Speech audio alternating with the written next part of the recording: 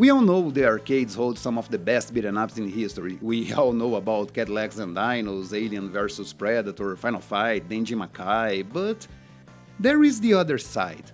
Hello my friends and welcome to The Flying Kick, I am Savino, and today we will take a look at some of the worst arcade beat-em ups ever to disgrace this planet.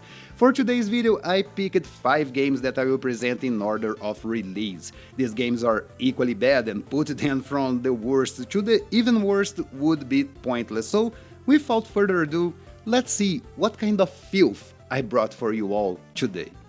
Imagine you entering an arcade in 1989, thirsty to beat some goons in the face. You have plenty of good options like Double Dragon, Final Fight and Golden Axe, all fighting for your quarters. Even with beat-em ups being in its infancy, there were some pretty solid options for any kid with a bloodlust. And there was Gang Wars. Developed by Alpha Genshi, which should be a very familiar name for Neo Geo fans, and published by SNK. Yep, that SNK. Gang Wars was definitely a game. But before trashing this game, let's talk about some positives, because we can be anything here on The Flying Kick, but we are not unfair. Why am I saying we if just me? I don't know. For the time, Gang Wars had a nice presentation. The game is colorful, the characters look good and expressive as the background, and there's even some light RPG mechanics letting you name your character, choose their stats, which can be upgraded after each level. There are also a ton of weapons in this game, and there are some verticality that in the end change nothing and is just another nuisance this game throws at you. Good lord. Gang Wars is inspired by the combat in Double Dragon. You have a kick, a punch, and that's where the inspiration stops.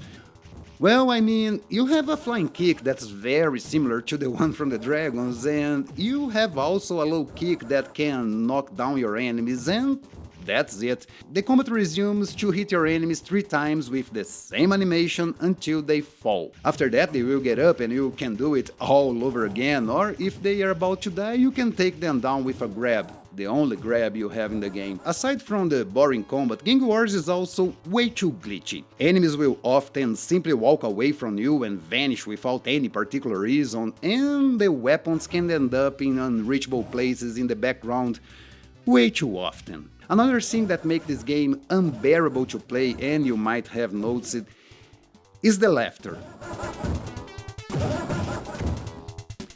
I don't know who thought this would be a good idea, but these guys keep laughing all the time. Sometimes it seems they laughed after taking a bit, like they enjoy it. I don't know, this game is super weird. If you know Ninja Combat, which would be released for the Neo Geo a couple of years later, you can see some similarities, especially the focus on weapons. And while Ninja Combat is far from my favorite game, it's still way better than this mess. Stay away, or... Karate Blazers is a game that, at first glance, doesn't look that bad.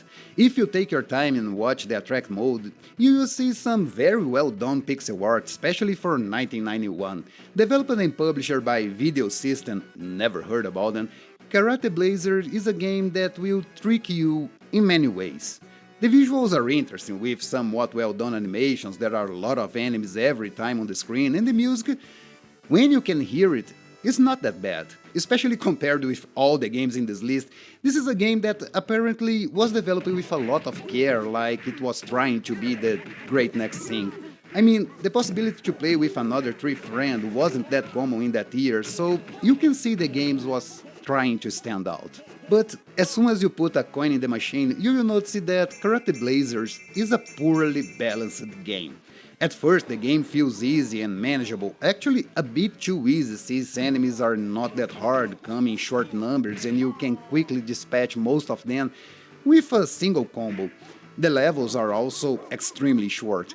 They are separated in chapters, with most of the 5 levels having 3 of them, and at first they will take no more than 2 or 3 minutes to beat.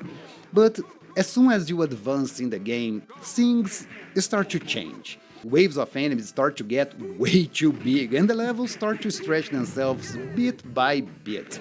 You have few attacks aside from your basic combo, like a slide kick that is almost impossible to pull, a low kick, an aerial attack and a desperation move. The problem here is that none of these moves are useful against the huge amount of enemies surrounding you. You don't have a move that can help you when surrounded aside from your desperation move, and even so, it depends on whom you're playing. Some of the moves attack only in one direction, so you can even waste your health hitting only one enemy. In later levels, which start to get surprisingly long, enemy waves will get so big that you will barely have time to react. Enemies will jump from outside the screen to punch you in the face, explosive enemies will mix in large groups just to explode on the first hit they take, and enemies can lock you in a stun that is pretty hard to get out. To make things even worse, the combat is pretty lacking, enemies' reactions are weak, the stun time is too short, and you will feel you're hitting nothing. Not to mention the repetition of the enemies, even in later levels when they try to disguise the enemies as robots, but their voices and attacks will give them out. Talking about the voices, there's the sound effects, which, if the combat doesn't make you depressed, the extremely annoying voice samples will. Listen to this.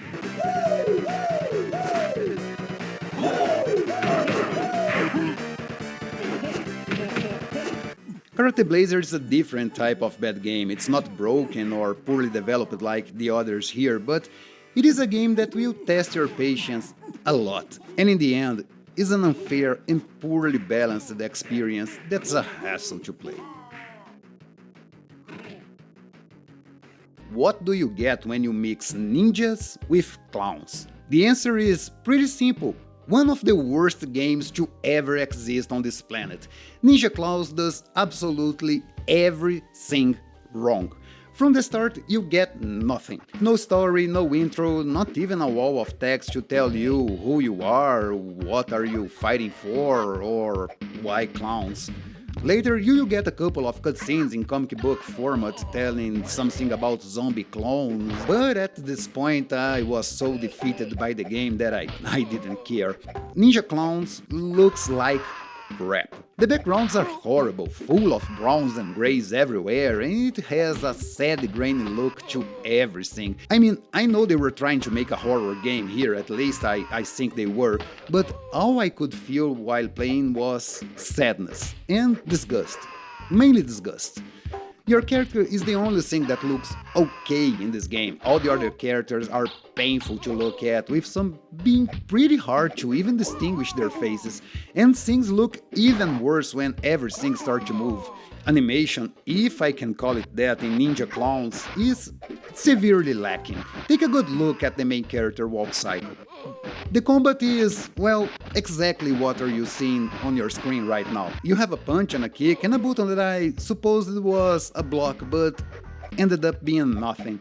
Or maybe it is something, but I'm not returning to this game to find out, and obviously there is no combos.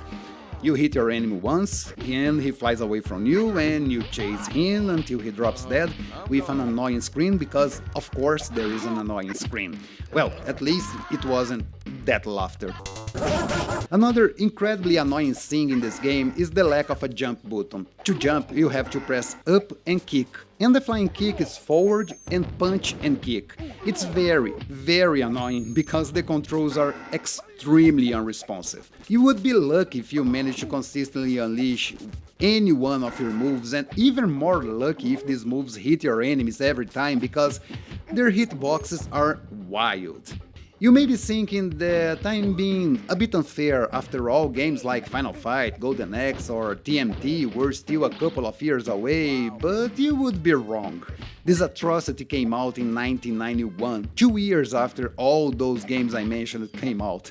Strata, the developer, had more than a year to take a look at what the other guys were doing, but decided to badly rip off Double Dragon without understanding what made that game great. Ninja Clowns was the only beat'em up Strata developed, and I'm not surprised that that's the case. There's absolutely nothing redeemable in this game. We all love Mortal Kombat, right?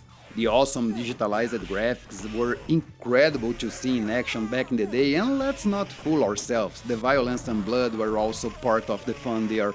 So why not take advantage of such incredible technology and realistic violence and put that in a beat'em up? Sounds like a good plan, right? Not for Midway. They apparently took everything that made Mortal Kombat great, threw it away, and developed Judge Dredd. The game is so bad.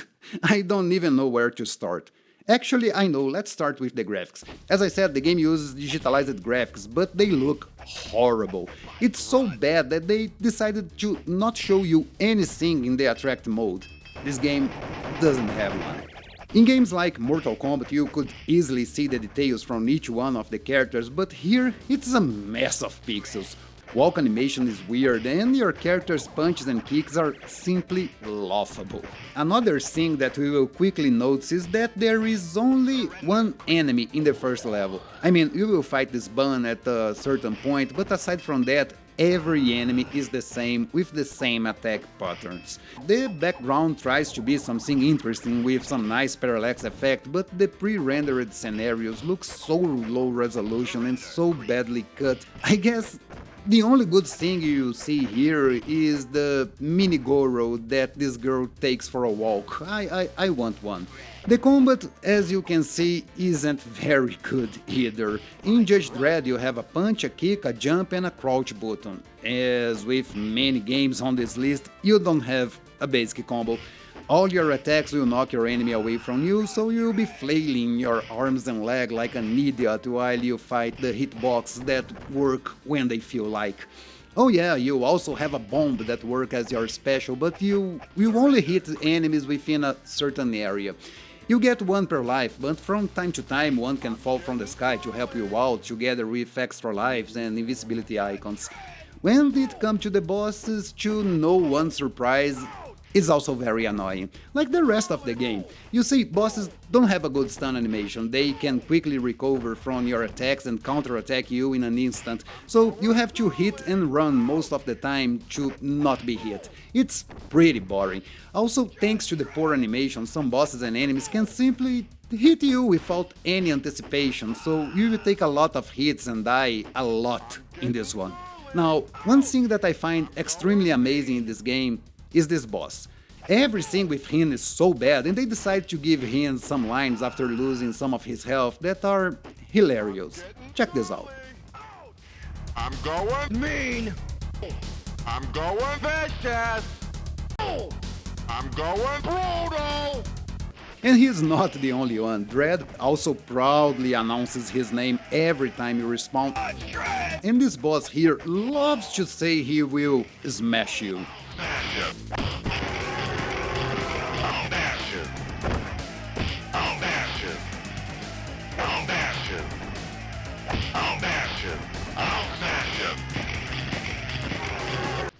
Dredd is in essence a beat'em up, but you will get different genres in other levels here. In all honesty, there are only two truly beat'em up levels in this game. The other levels are a broken side-scroller with the worst control you can imagine, and a protect the tower thing as the last level.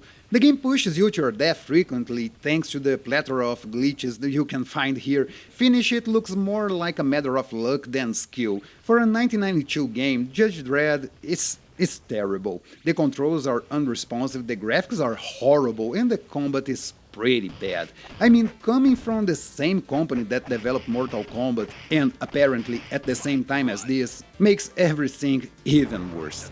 The game is available on the PS1, PSP and Vita, and I recommend you to stay away from this one as much as you can. Or don't, I don't know, maybe you like to punish yourself for some weird reason. We look at some pretty bad games today, but one could argue that those were games released during the genre's infancy, so of course some of them would be pretty bad or pretty simple compared to games released in 1993 or 1994. But fast forward to 1996 and we have Black Touch 96, a South Korean game released and published by DGRM Soft. Right from the start you can see things are not great. I mean, the graphics are not bad if you're talking about a game from 1989, but this game was released in 1996, and just to refresh your memory, these were some of the games released that year. If only the graphics were bad, it wouldn't be a problem, but the graphics and the blatant copy of Guy from Final Fight are the least of this game's problems. Everything here is awful. The music, for example, if you can call it that, is just a few seconds long and will loop the whole level. And to make things even worse, there are fewer tunes than levels, so get ready to re-listen to your favorites a few more times than you wanted. But what really will grab your attention here is the combat. Your controls are simple, you have a jump, a kick, a punch and a special. And here is where things really go downhill. Your kick can't be used to combo your enemies. Every single hit was programmed to knock the enemy down. This can be useful, I will give the game that, but the problem is that your punch has little use too. You see, in this amazing piece of software, you don't combo your enemies like Renegade 10 years before taught us. Oh no. Here you just punch your enemies until he loses all his life and your character finishes them with this kick. And nope, I'm not taking advantage here of stun locks. That's how the game works. Stun lock is the only type of attack you will get here. This is the real button masher, and a bad one at that. Your special is also laughable. Take a look at this. You don't kill your enemies, they get so embarrassed that they simply leave the scene. And it's not only the combat that's bad here, the whole game is completely broken. Enemies will walk all over the screen, taking a stroll in the sky sometimes, they fall to their deaths in almost all holes you can find in the game, or they simply disappear after getting stuck in some places. And there are the bosses, which you can trap on the corner of the screen and mash attack until they fall dead. By the way, after beating the boss for some reason, you will be greeted with these anime girls that not only are out of place after all, you are out to save your girlfriend, but something about their eyes is a bit scary. I don't know, is this game cursed or something? Black Touch 96 was thankfully never released outside the arcades. Actually, I think this game was never released outside South Korea, but if you know your way through emulation, I recommend you to try and feel the same pain I felt playing this piece of crap.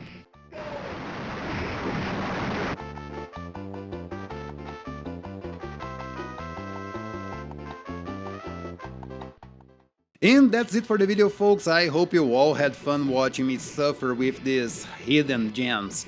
I guess it's worth remembering that this is my opinion, guys, and in no way I'm trying to disrespect people's taste here.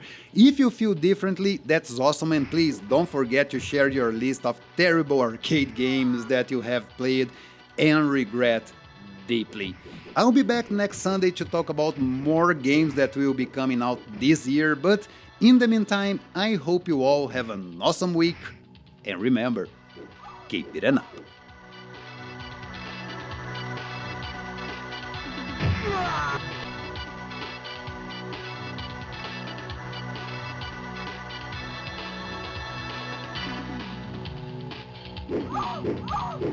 Oh!